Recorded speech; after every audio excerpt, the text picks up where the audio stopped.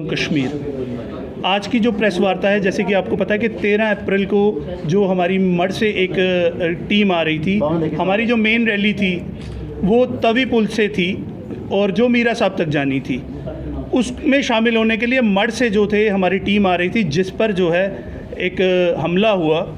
और मैं आपको बता दूं, बाकायदा हमारे पास प्रूफ हैं और हमने पहले ही प्रशासन को अवगत कराया हुआ था कि पाकिस्तान के नंबरों से जो है हमें धमकियां आ रही थी कि युवा जट सभा 13 अप्रैल को रैली ना निकाले, और बाकायदा इसकी FIR नंबर 50/2024 गांधीनगर थाने में दर्ज है।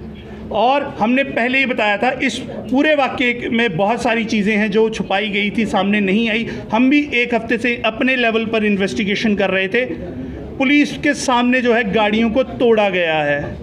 ये एक दंगा हुआ है जो 1989 के बाद सिख जो नगर कीर्तन है उस पर हमला होने के बाद ये पहला है कि किसी रैली पर हमला हुआ है। मैं आपको बता दूं, सबसे पहले क्या होता है कि हमारी रैली जो है वो तवी पुल के चौथे पुल से निकलनी थी और मड से जो कुछ लोग आ रहे थे उन्हें ये व्यक्ति रोकता है और सेंटर में गाड़ी लगाता है। ये पगड़ी नहीं है, ये एक टोपी नुमा जो है पटका है, आप देख सकते हैं, और निक्कर पहनी है इस व्यक्ति ने। बिल्कुल जो है ये गाड़ियों को सेंटर से आके एक रैली में एक सेंटर में रोकता है और उसके बाद जो है ये बाइक से चाबी निकालता है और वहाँ रैली में चल रहे लड़कों को थप्पड़ मारता है। वहाँ से जो है कंडीशन जो थी, सिचुएशन वॉलेटाइल हो जाती है। लेकिन जिस तरह से बताया जा रहा है कि गुरुद्वारा साहब के साथ हुआ, तो पहली चीज़ मैं बता देता हूँ, जहाँ पर ये पहला इंसिडेंट हुआ है, पूरी जिम्मेदारी से आपको बता रहा हूँ कि यहाँ पर जो है गुरुद्वारा साहब 700 मीटर दूर है।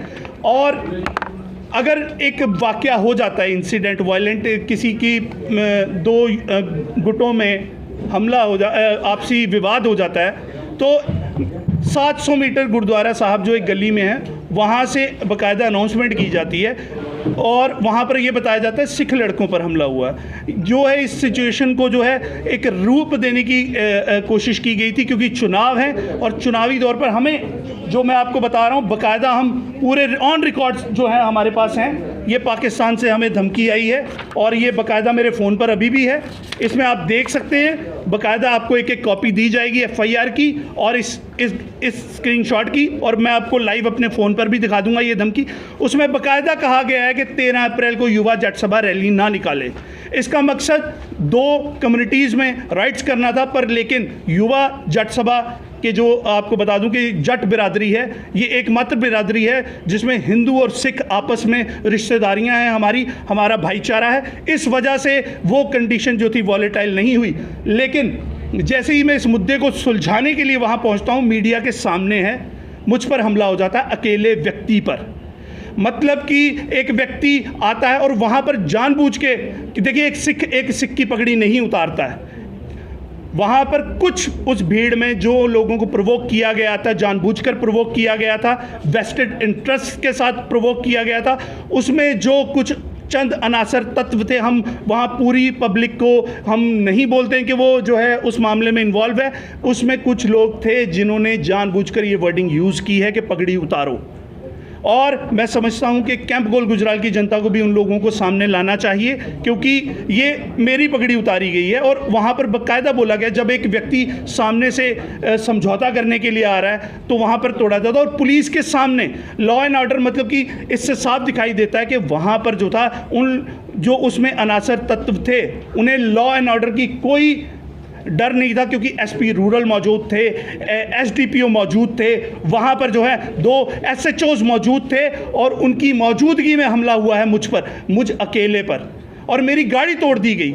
आप देखिए कि कैसा हो जाता है कि अगर एक नॉर्मल विवाद है, दो गुटों में विवाद होता है, उसके बाद गाड़ियां भी तोड़ी जाती हैं, किसानों के ट्रैक्टर तोड़े जाते हैं। ये साफ साफ दर्शा रहा है कि ये एक दंगा भड़काने की साजिश थी और हम चाहते हैं इसमें NIA की इन्वॉल्वमेंट की जाए, क्योंकि हम ये बताना चाहते हैं कि उस रैली में गाड़ियों से तिरंगे निकाल कर पैरों में दिए गए हैं। तो अभी जो लोग हमारा विरोध कर रहे हैं, मैं उनसे कहना चाहता हूँ कि पृथ्वीराज और जयचंद की लड़ाई में मोहम्मद गौरी कभी हमारा ऑप्शन नहीं होना चाहिए। अगर आप देश के साथ हैं, आप देश की बात करिए। युवा जट सभा से या जट बिरादरी से आपकी डिफरेंसेस हो सकते हैं, अमनदीप सिंह बोपाराय से आपके डिफरेंसेस हो सकते हैं, पर अगर देश के साथ आप चलेंगे तो आपको ये समझना पड़ेगा कि ये एक बहुत बड़ा षड्यंत्र है। हम इसमें फॉरेन एजेंसीज की इन्वॉल्वमेंट का दावा कर रहे हैं, क्योंकि हमें ऑलरेडी पाकिस्तान से और पुर्तगाल के नंबरों से मैसेजेस आते रहे हैं। ये मेरा व्हाट्सएप है, मैं लाइव आपको दिखाऊंगा, अभी भी वो है। ये कोई बाकायदा इसमें कुछ नहीं किया गया। ये देखिए आप, ये नंबर है, ये मेरा व्हाट्सएप है, कोई इसमें फैब्रिकेटेड नहीं है। ये आप देख सकते हैं, ये नंबर है बाकायदा पाकिस्तान के नंबर से 23 मार्च को मुझे धमकियां दी गई थी। और ये एक ऊपर जो एक और नंबर बता रहा हूँ, ये पुर्तगाल का नंबर है, यहाँ से भी मुझे बाकायदा धमकियां दी गई थी। और इसकी जो है एसएचओ गांधीनगर को इंफॉर्मेशन थी,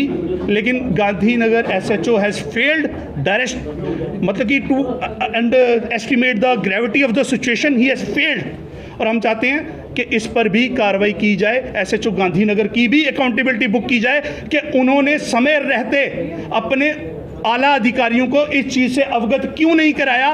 उन्होंने इस चीज़ की ग्रेविटी को नहीं समझा कि जब पाकिस्तान से और फॉरेन के नंबरों से धमकियां आ रही थी रैली को ना करने की और मुझे जान से मार देने की, तो इस पर कार्रवाई क्यों नहीं गई। दूसरा, अभी भी मुझे जान की धमकियां मिलती हैं, और अगर मुझे कुछ होता है तो इसकी जिम्मेदारी बाकायदा जम्मू कश्मीर एडमिनिस्ट्रेशन की होगी, क्योंकि हमने जब पहले अप्रीहेंशन दिखाई थी कि रैली पर अटैक होगा, तब भी इसको सीरियसली नहीं लिया गया। और अब मैं आपको बता रहा हूं कि मुझ पर भी हमला होने की आशंका है, और अगर कुछ हो जाता है तो इसकी जिम्मेदारी पूरी जो है जम्मू कश्मीर प्रशासन की होगी।